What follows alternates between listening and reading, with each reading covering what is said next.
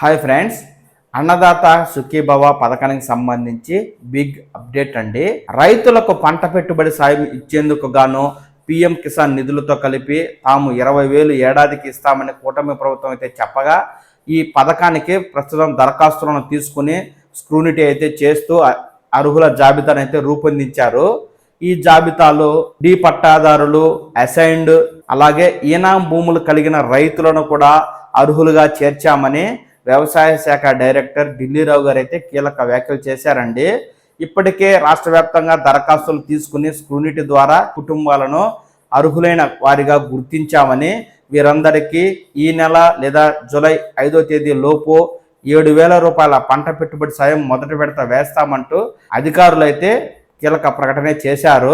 Webland లో ఆధార్ జత కాకుండా, ఒకవేళ రైతుల వివరాలు తప్పుగా జోడించినా, ఒకవేళ రైతులు చనిపోయి ఉన్నా వారి ఖాతాలకు సంబంధించి మీ సంబంధిత రెవెన్యూ అధికారులను సంప్రదించి సమస్యలను పరిష్కరించుకోవాలంటూ చెప్తున్నారు. తదుపరి వీరికి కూడా ఈ అన్నదాత సుఖీభవ పథకం వర్తింపజేస్తామని చెబుతున్న అధికారులు, త్వరలో అన్నదాత సుఖీభవ పథకానికి సంబంధించి పోర్టల్ని కూడా తీసుకొస్తున్నామని, ఈ వెబ్ పోర్టల్ ద్వారా భూమి లేని ఓసీ, ఎస్సీ, ఎస్టీ, బీసీ ఇతర వర్గాలకు సంబంధించిన కౌలు రైతులకు కౌలు కార్డులు ఇవ్వడంతో పాటు వారు పండించే పంటల వివరాలను ఈ పంటలో నమోదు చేసుకునే సౌకర్యం కల్పిస్తున్నామని, ఈ అవకాశాన్ని సద్వినియోగం చేసుకుని వెబ్ పోర్టల్లో కౌలు రైతులు అలాగే ఈ పంట వివరాలు రైతులు నమోదు చేసుకోవాలని చెప్తున్నారు. ఇలా నమోదు చేసుకున్న వారికి వారి అర్హత మేర వివిధ పథకాల ద్వారా లబ్ధి చేకూరుతుందని, ఈ సంవత్సరం అక్టోబర్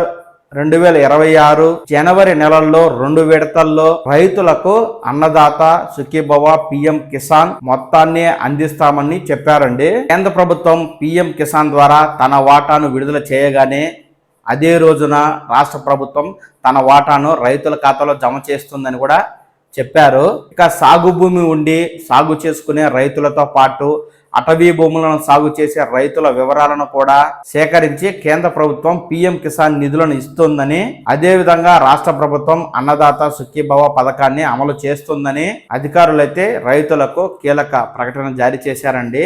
ఈ నేపథ్యంలో ఇప్పటికే 98% రైతులకు ఈకేవైసీ పూర్తయింది.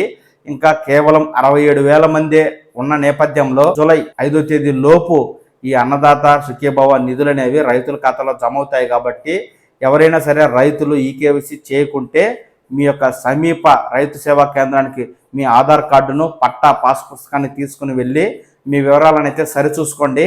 అక్కడ మీ వివరాలు సక్రమంగా ఉన్నట్లయితే పర్వాలేదు, లేని పక్షంలో ఈకేవైసీ చేసుకుంటేనే మీకైతే బ్యాంక్ అకౌంట్లో 7,000 రూపాయల పంట పెట్టుబడి సాయం క్రెడిట్ అవుతుంది.